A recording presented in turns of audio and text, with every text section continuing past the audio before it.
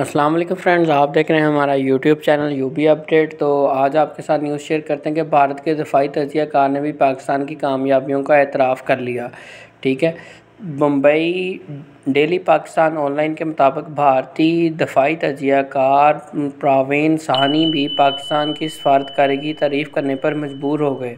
उन्होंने इतराफ़ किया कि पाकिस्तान को तीनों आलमी ताकतों की हमायत हासिल है। तफसीलात के मुताबिक अमरीकी सहाफ़ी जैक्सन हैंकल ने ट्विटर पर पैगाम जारी करते हुए दावा किया कि रूस ने मुबैना तौर पर पाकिस्तान को ब्रिक्स का मुस्तकिल मेंबर बनने की पेशकश कर दी है।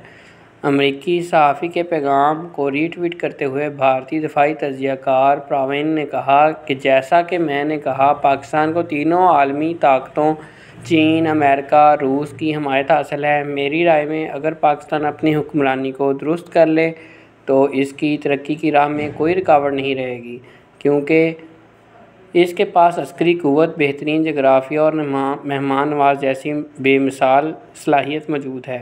आपके सामने स्क्रीन पर एक्स ऐप पर जो ट्वीट शेयर किया गया वो भी आपके सामने है। Like what I said, Pakistan is supported by all three great powers, जो कि तीनों मुल्क जो हैं सुपर पावर कंसिडर किए जाते हैं, चाइना, यूएस और रशिया।